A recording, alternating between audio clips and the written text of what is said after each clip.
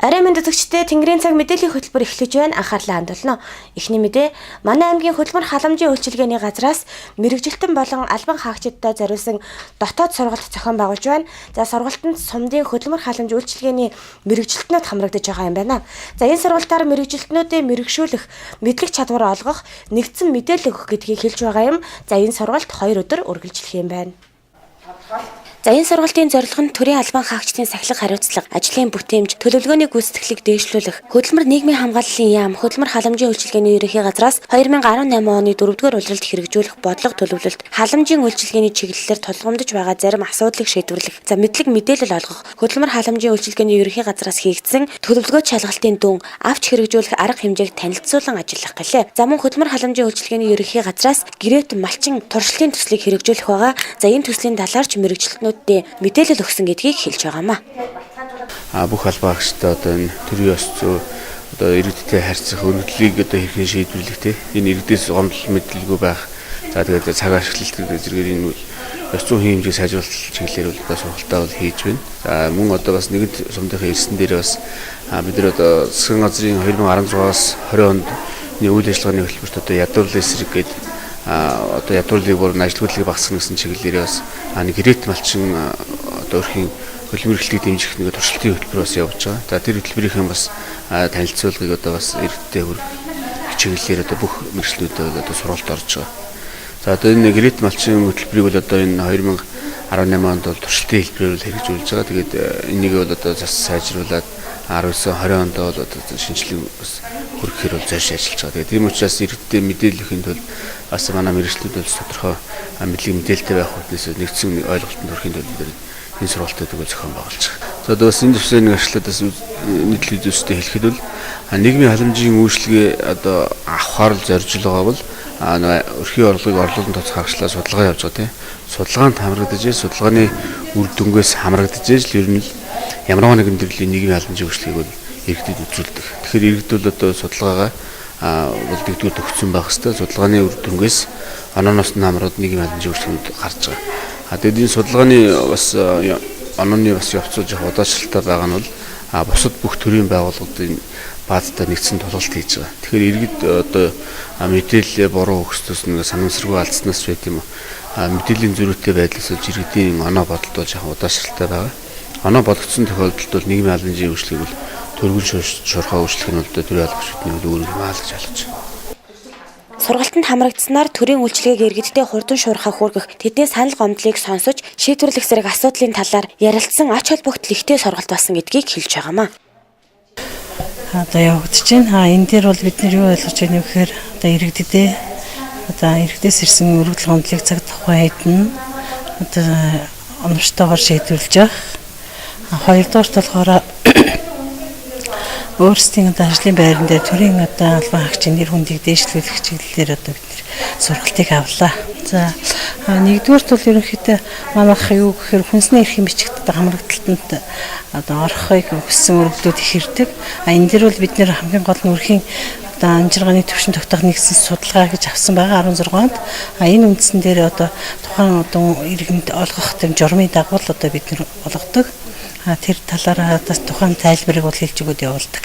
Ерөнхийдөө бол яг хүүхдийн мөнгөтэй бас холбоотой байсан. Энэ нь болохоор нэг өрхийн орлогын юунаас төвшингээс хамаарат дундч орлоготой дундч одоо төвшөнд хамрагдсан өрхөдийн хүүхдүүд бол олохгүй байсан. Энд бол сая засгийн газар шийдвэрснээр энэ өрхөдийн хүүхдүүд хамрагдсан байгаа. Манай сумд бол ерөнхийдөө бүх хүүхдүүдийн бараг л 100% нь хамрагдсан байгаа. 3 өрх бол амжиргааны төвшин одоо өндөр хэрэглээтэй гэсэн үндслээр ороогүй байсан. Тэрийг одоо дахин судалгаа аваад дээд холбогдох дэд байгууллагатай явуулсан байна. За Өсгөл аймгийн хөдөлмөр халамжийн үйлчилгээний газраас бүх сумдын мэрэгжилтэн болон мөрөн сумын мэрэгжилтнүүдийг цуглуулад ерөнхий одоо газраас хэрэгжүүлж байгаа гэрээт малчин хөтөлбөр туршилтын төслийн талаарх одоо мэдээллийг бүх мэрэгжилтнүүдэд өгж байна. За ерөнхийдөө энэ сургалтын онцлог нь гэх юм бол энэ хэрэгжүүлэх гэдэг төслийн талаар иргэдтэй өгөх мэдээлэл нэгдсэн болгох.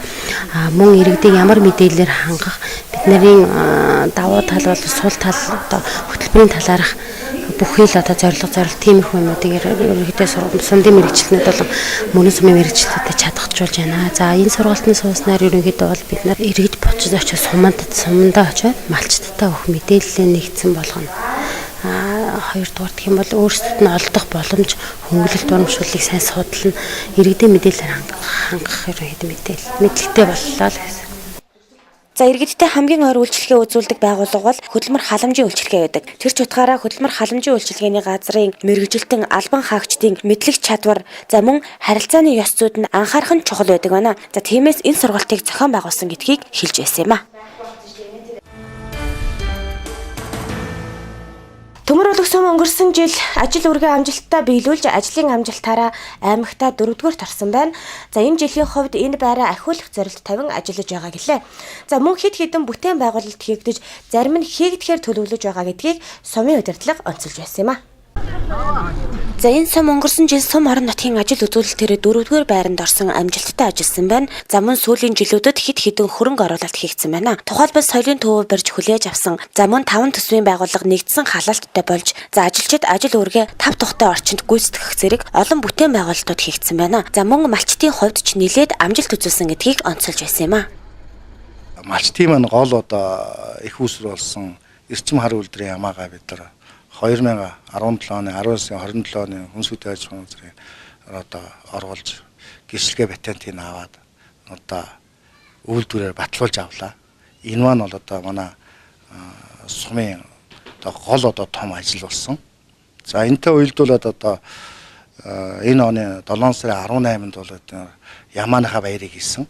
Улсын авраг малчин одоо Хөрөлбаат маань одоо явуулын цэцэрлэг барьж өгсөн.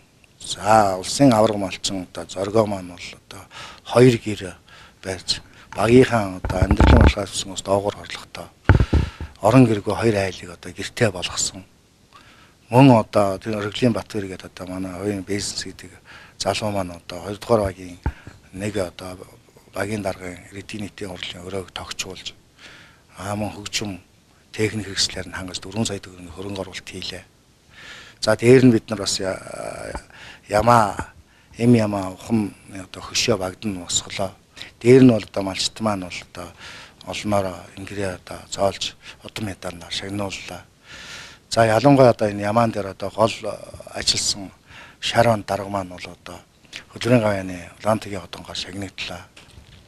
За тэгвэл энэ жил Төмөр улаг сумын ерөнхий боловсролын сургуулийн хичээлийн шинэ байр баригдаж эхэлсэн. Мөн цэцэрлэгийг шинэ байртай болгох зэрэг асуудлууд яригдж байгаа юм байна. Өнгөрсөн жилийн ажлын амжилтаа ахиулсан олон бүтээн байгуулалт мөн ажил үүргээ давуу нь биелүүлэх зорилт тавин ажиллаж байгаа юм байна. Tengerin цаг мэдээллийн хөтөлбөртэй хамтаага үзэгчдтэй баярлалаа. Дараагийн мэдээ бүрэн тотох сумын Төмөртөн аманд хайгуул хийж байгаа Black Rock компанийг хууль зөрчсөн байж болзошгүй гэж иргэний нийгмийн байгууллагаас мэдэгдэж байсан. За тэгвэл үүний хүрээнд бүрэн тотох сумын засаг дарга холбогдох байгууллагад нь албан бичиг илгээжээ. За ашигт малтбал газрын тосны газраас хариу албан бичиг ирүүлсэн байна. Завг албан бичигт дурдсанаар бол за Black Rock компанийг ямар нэгэн хууль зөрчсөн үйл ажиллагаа явуулаагүй гэж мэдэгдсэн байна. Өнгөрсөн 3 дугаар сард иргэний нийгмийн байгууллагаас төв талбайд жагсаал цуглаан хийж энэ шаардлагыг тавьж байсныг үзэгч та бүхэн санаж байгаа хаа. Бүрэн тогтох сумын засаг дарга сонирхол Black Rock компанийг хууль зөрчсөн байж болзошгүй тул үйл ажиллагааг нь цуцалж өгнө гэсэн албан бичгийг ашигт малтмал газрын тосны газарт хүргүүлсэн байна. Тэгвэл хариу албан бичиг ирж Black Rock компани нь орон нутгийн иргэдийн саналыг авах, байгаль орчны нөлөөллийн наривчилсан үнэлгээ хийлгэх, хуулийн залтуудыг зөрчөөгүй байна гэсэн дүгнэлт гарсан байна. Мөн тус компани эзэмшиж байгаа хайгуулын тусгай зөвшөөрлийн талбай нь ойн сан бүхий хэсэгтээ давхцаж байгаа нь үнэн ч энэ нь мөн л хууль зөрчсөн гэсэн үг биш юм байна. Тэр авсан ашиглалтын тусгай зөвшөөрлөлтэй бол тэр хуультай хариулсан, хуулийн хүрээнд хариулсан хэлтэй давхцалтай бас байх. Хуулийг хууль зөрчиж байгаа гэсэн. Хайгуулын тусгай зөвшөөрлөлтөөр байгаа давхцал нь өнөөдөр хүчин төгөлдөр хайгуулын тусгай зөвшөөрч гэсэн хүчин төгөлдөр байгаа. За яг тэр орон нутгад болсон бүрэн тотох сумд болсон уулзалтын бол компани албаасаа байршуулаад илэрхийлжүүлээ. Юу гэж хэлэхэд бид нар бол хууль зөрчиж гэсэн талаар байна. Тийм болохоор энэ давхцал бүхий хэсгийг буцаагаад орон нутгад мэдээлж өгөх юм байна. Тэр нь өсвөрөөр тэр хайгуулын тусгай зөвшөөрлөөсөө давхцал бүхий хэсгийг хасаад хэлээд тусгай зөвшөөрлөхгүй болгочоо тэр хэсэг дээр нэсэн. Тэр санаа хэлж байгаа. Тэгэхээр одоохондоо бол тэр нэртэй буюу тэр өссөн ус бүхий хэсэг дээр ямар нэгэн үйл ажиллагаа хайгуулын болон холбоотой үйл ажиллагаа явуулдаг учраас тэр бүлийн үйлчлэлтэй ажлах үйлчлэг байна гэж бодож байна. BlackRock компани эзэмшиж байгаа ашиглалтын тусгай зөвшөөрөл бол ямар нэгэн давхцал байхгүй. Хайгуулын тусгай зөвшөөрөлөөр давхцсан хэсэгт үйл ажиллагаа явуулаагүй тул хууль зөрчөөгүй гэж ашигт малтмал газрын тосны газраас хэлж байна. За харин энэ компани зүгээс энэ давхцалтай хэсгээ аймгийн мэдэлд буцаа өгөхөд бэлэн байгаагаа хэлсэн байна. За үүнээс гадна иргэний нийгмийн байгууллагууд BlackRock компани нь үйл ажиллагаа явуулахдаа төмөртэй аманд байгаа эртний булш хэрэгсүүрийг хөндөж болзошгүй гэж үзэж байсан. За энэ тухайд дараах тайлбарыг өгч байна. BlackRock компанийн хувьд тусгай шуудлын талбайнууд дээр хийсэн археологийн авран хамгаалах хайгуул судалгааны ажлаар ирүүлсэн олж бүртгэсэн булш хэрэгсүүр нь соёлын өвд бүртгэсэн тухай болон тэдгээрт эрсдэл учир болзошгүй талаар одоо манай байгууллагт одоо төрийн захиргааны эрх бүхий байгууллагаас өөрөөр хэлбэл шинжлэх ухааны агтайм түүх археологийн хүрээлэн соёлын үеийн одоо үндэсний төв зэрэг одоо мэргэжлийн байгууллагуудаас энэ дүгнэлт гарсан талаар төрийн захиргааны байгууллагатай холбогдох мэдээллийг өгч явуулаагүй учраас одоо манай байгууллага одоогоор энэ дээр энэ талаар одоо аль биесний мэдээллийг бол аваагүй байгаа гэж хариу өгсөн байгаа. Ашигт малтмалын газарт өнөөдрийн байдлаар соёлын өвийн талаарх мэргэжлийн байгууллагуудаас төмөртэй амны булш хэрэгсүүрийг соёлын өвд бүртгэж авсан гэсэн мэдээлэл ирээгүй байна. За энэ нь BlackRock компанийг хууль зөрчсөн гэж үзэх үндслэл биш юм байна. За өөрөөр хэлбэл бүрэн тогтсомын төмөртэй аманд хайгуул хийж байгаа BlackRock компанийг ямар нэгэн хууль зөрчөөгүй гэдгийг төрийн байгууллагаас аль бие ёсоор хэлж байна.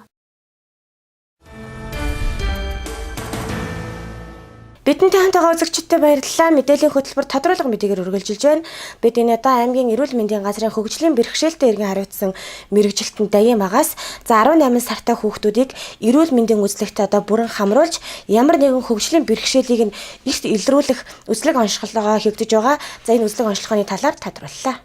2016 оноос эхлүүлээд манай Өвсгөл аймагт тусгай хэрэгцээт эрүүл мэнд боловсрол шаардлагатай хүүхдэд тусламж үйлчилгээ үзүүлэх төсөл хэрэгжиж байгаа. Тэгээ энэ хүрээнд бол манай Өвсгөл аймгийн эрүүл мэндийн газраас бол хэд хэдэн арга хэмжээнүүд бол хийгдэж байна. За үүний нэг нь энэ дээр эрүүл мэндийн газар дээр бол ажлын хэсэг 13 өдрийн бүрэлдэхүүнтэй ажлын хэсэг энэхүү төслийг хэрэгжүүлэхээр ажлын хэсэг гарсан байгаа. За мөн жил болгоо одоо ажлын төлөвлөгөө гаргаад ажлын хэсэг дээр ярилцж байна. Тэгээ энэ төслийн гол зорилго нь бол одоо тусгай хэрэгцээт боловсрол шаардлагатай хүүхдэд эрүүл мэнд нийгмийн халамж үйлчилгээ боловсролын үйлчилгээг цогцоор нь үзүүлэх юм зорилготой байгаа. Тэгээ эрүүл мэндийн зүгээс нь бол энэ төслийн хүрээндээ нийтдээ Өвсгөл аймгийн хэмжээнд 2016 оноос хойш төрсэн бүх хүүхдүүдийг одоо 18 сар буюу 1 нас 6 сар хөрөнгөт нь эрүүл мэндийн иж бүрэн үзлэгт хамруулж гисэн энэ үйл ажиллагаагаа тэгээ энэ эрүүл мэндийн үзлэгт хамрагдсанараа тухайн хүүхэд маань эрт үедээ хөгжлийн хоцрогдол нь онцлогдож эрт үедээ одоо энэ хөгжлийн хоцрогдлыг онцлсноор бол тухайн хүүхдийн хөгжлийн бэрхшээлээс урьдчилан сэргийлэх эрт үед нь арга хэмжээ авах юм өндөр ач холбогдолтой байгаамаа. Тэгээ энэ 18 сартай хүүхдийн эрүүл мэндийн иж бүрэн үзлэгийн арга хэмжээг зохион байгуулахад манай Өвсгөл аймгийн хэмжээнд 102 эмч мэрэгчлэлтэнд сургагдсан. Одоо өнгөрсөн оны 2017 оны 10 сараас эхлүүлээд энэ жилийн 10 сарын хүртэл жилийн хугацаанд нийтдээ 2575 хүүхэд энэхүү одоо 18 сартай хүүхдийн үзлэг онцлогонд хамрагдаж байна. Одоогийн байдлаар хамрагдвал зохих хүүхдийн маань хамрагдалт бол аймгийн хэмжээнд 76% бол хамралтын хөв явагдаж байгаа. Тэгээ эндээс бид нар одоогийн байдлаар эхнээд эндээс сар өрөө бид нар үзлэгээр илэрсэн хүүхдүүдэд эмчилгээ ирүүлжүүлэх арга хэмжээ авч байна. За дээрэс нь мөн хөгжлийн хоцрогдолтой 11 хүүхдийг эхний ээлжинд илрүүлсэн байгаа.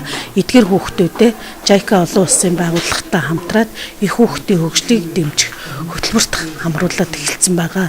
Энэ хөтөлбөр нь яадаг юм бэ гэхээр эцэг эхтэй нь хамтраад сар болгон манай эрүүл мэндийн газар дээр ирж их хүүхдийн хөгжлийн хөтөлбөр гэсэн сургалтанд хамрагддаг. Энд хамрагдсанараа тухайн хүүхэд маань ээж аавтайгаа эцэг эхтэйгээ хэрхэн яаж хөгжлийн дэмжих үү гэдэг арга зүйг дөрөн сургагч багш бэлтгэсэн энэ дөрөн сургагч багш нар маань зааж өгөөд тэгээ энэ дээр бол одоо манай 11 хүүхдээс тогтмол 9 хүүхэд нь бол энэ сар болгон их хүүхдээ хөгжлөг дэмжих хөтөлбөрийн сургалтандаа ирж байгаа. Одоо 7 хүүхэдт нь бол маш үр дүнтэй ийм үр дүн гарч байгаа. Тэгээ 3 хүүхдийн бид нар энэ хөтөлбөрт хамрагдсны үр дүнд бол сая одоо энэ 2018-аас 2019 оны хичээлийн шинэ жилд 3 цэцэрлэгт бол 3 улсын цэцэрлэгт бол эдгээр хүүхдүүдийн хөгжлийг дэмжих зорилгоор бол цэцэрлэгт хамруулад байгаа ийм үр дүнтэй ажил бол хийгдэж байгаа. Тэгээ ер нь бол ард иргэд та бүхэндээ манай Өвсгөл аймгийн хэмжээнд л зөвхөн энэ үйл ажиллагаа хийгдэж байгаа учраас та бүхэн хүүхдээ 1 нас 6 сар буюу 18 сар хүрэнгүүт нь өргөх сумынхаа эрүүл мэндийн төв дээрээ очиод эрүүл мэндийн иж бүрэн үзлэгт хамрагдаараа. Яагаад заавал 1 нас 6 сар гэж байгаа юм бэ гэхээр яг энэ үедээ хүүхдийн хөгжлийн ямар нэгэн хоцрогдол байх юм бол яг энэ үедээ л илэрч энэ үед нь арга хэмжээ авах, эрт үед нь энэ арга хэмжээ авах үе байдаг учраас энэ одоо Японы туршлагыг бол манай аймаг энэ дэр хэрэгжиж байгаа энэ төслийн хүрээнд. Тэгэхээр та бүхнийг бол ард иргэд эцэг эхчүүд та бүхнийг 1 нас 6 сар буюу 18 сар хүрэнгүүт нь анхан шатныхаа өргөх сумын эмнэлэгтээ хүүхдээ заавал үзлэгт нь хамруулаарай гэдгийг бол хэлгэнэ. Нөгөө талаар болохоор хэрвээ одоо танаа хүүхдэд ямар нэгэн хөгжлийн хоцрогдол бас гарч болцшгүй аль нэг нь одоо бэрхшээл байгаад байвал эрт үедээ бас анхан шатныхаа болон 2 дахь шатлалынхаа эмч нартаа хандаараа гэдгийг бас та бүхэндээ хэлхийнэ. За мөн энэ төслийн хүрээнд бол сая манай эрүүл мэндийн газар олон улс Монголын одоо тусгай олимпийн холбоотой хамтарч 82 хүүхдийг бол эрүүл мэндийн үзлэг онцлогоонд хамруулсан. Энд нийтдээ чих хамар хоолой, шүд, нүд гэсэн юм 3 чиглэлээр 2 дахь шатлалын эмнэлгийн эмч Улаанбаатар хотын удвал дэнт гэсэн шүдний эмнэлэгтэй хамтарч үзлэгийг зохион байгуулсан. Эндээс өвчтөй гарсан хүүхдүүдэд бас эмчилгээ эрүүлжүүлэх үйл ажиллагаанууд бол хийгдэж байна. За 3 дугаарт нь сая манай одоо ажлын хэсгээс 7 хүн Улаанбаатар хотод Жайка олон улсын байгууллагын дэмжлэгтэйгээр портож эрт боловсролын хөтөлбөрийг хэрэгжүүлэх юм 3 хоногийн сургалтанд 7 сургагч багш суралцаад ирсэн. Тэгээ одоо энэ ямар учиртай юм бэ гэхээр энэ хөгжлийн хоцрогдол нь хөгжлийн хоцрогдолтой илэрсэн хүүхдүүдийг эрүүл мэндийн зүгээс нь бас эрт үед нь онцлох эмчлэх, дээрэс нь эдгээр энэ хүүхдүүдийн оюуны хөнгөн амсгалтай байгаа бол боловсролын одоо СΟП буюу сургуулийн өмнөх боловсрол, ерөнхий боловсролын сургуульд суралцахад нь хэрхэн яаж тэр хүүхдүүдийг сургах вэ гэдэг чиглэлээр нь энэ портож хөтөлбөрийг бас хэрэгжүүлэх юм шинэлэг 2 дахь ажил бол хийсэн байгаа. Бид энэ үйл ажиллагаагаа одоо 9 сарын 15-наас эхэлж зохион байгуулахаар ингээд төлөвлөд ажиллаж байна. Тэгээ үндсэндээ аймгийн эрүүл мэндийн газраас бол эрүүл мэндийн байгууллагуудтай хамтраад энэ Жайка олон улсын байгууллагатай хамтарч энэ төслийн хүрээнд 1-р 18 сартай хүүхдээ эрүүл мэндийн иж үр үзлэгийг зохион байгуулж байна. 2-р энэ 18 сартай хүүхдээс илэрсэн хөгжлийн хоцрогдолтой хүүхдүүдийг их хүүхдийн хөгжлийн хөтөлбөр гэсэн ийм хөтөлбөрт хамруулж байна. 3-р одоо бид бүхэн энэ портож хөтөлбөр боловсрол руу яаж одоо энэ боловсрал эрт үед нь боловсролыг яаж олох уу гэдэг чиглэлээр эцэг эхтэн сэтгэл зүйн зөвлөгөөг яаж өгөх үү, яаж тэр хүүхдийг СΟП ерөнхий боловсролын сургуульд хамрагдах уу гэдэг чиглэлээр нэг хөтөлбөрийг хэрэгжүүлэх ийм 3 цогц арга хэмжээг хэрэгжүүлэхээр хоёрыг нь бол хэрэгжүүлж байна. Одоо шинэ нэг энэ сүүлийн портож хөтөлбөрийг хэрэгжүүлэхээр бол ингээд ажиллаж байгаамаа. Тэгээ энэ 3 үндсэн дээр бол Өвсгөл аймгийн хэмжээнд хөгжлийн хоцрогдолтой хүүхдүүд бол энэ 3 цогц арга хэмжээгээр эрт үедээ онцлогдож хөгжлийн бэрхшээлийг бас эрт үед нь онцлж эмчилснээр бол бэрхшээлийг эрт илрүүлэх юм ач холбогдолтой байгаамаа. Тэгэхээр манай аймгийн хэмжээнд одоо яг хөгжлийн бэрхшээлтэй гэсэн хүүхдүүд тийм ээ одоо хэр одоо байдгийн. Тэгэхээр 18 сартай хүүхдүүдийг бас нэлээд хүүхдүүдийг бол үзсэн байгаа тийм ээ. Тэгэхээр тэрнээс бол хүүхдүүд хоцрогдолтой гарсан одоо хүүхдүүд хэр байсан бэ? За Өвсгөл аймгийн хэмжээнд 6000 гаруй хөгжлийн бэрхшээлтэй иргэд байдаг. 2017 онд 6102 хүн бүртгэгдсэн. За энэс бол 600 буюу 10 орчим хувь нь хөгжлийн бэрхшээлт 0-18 насны хөгжлийн бэрхшээлтэй хүүхдүүд байдгаа. За тэгээс сая бол манайх энэ 18 сартаа хүүхдээ үзлэгийг өнгөрсөн 2017 оны 10 сараас эхлүүлээд одоо яг 1 жил болох гэж байна. Энэ хугацаанд нийтдээ 2772 хүүхдийг бол үзсэн байгаа. Үзлэгт хамруулсан байгаа. Үүнээс бол нийтдээ 11 хүүхэд буюу цөөхөн хувь бол 0.1 хувьтай ингэж үзэж байгаа. Гэхдээ бид нар цаашдаа бас энэ үзлэгийнхаа чанар тэгээ үзлэгээ одоо цаг хугацаанд нь хийх эцэг эхчүүд маань яг одоо хамралт нь бас өвлийн улирлын чанартай хамралт нь бас тааруу байгаад байгаа учраас эцэг эхчүүд маань хүүхдүүдэд заавал энэ үзлэгтээ хамруулах энэ тэр зүйл дээр нь бас анхаарах шаардлагатай байгаа. Тэнгэрийн цаг мэдээллийн хөтөлбөртэй хамт байсан үзэгчдтэй баярлалаа. Бид мэдээллийг сурвалжийг 70 38 84 41 дугаарыг утсан даах болно. Амралтын өдрүүдэд аятахтай сайхан өнгөрүүлээрэ баяртай.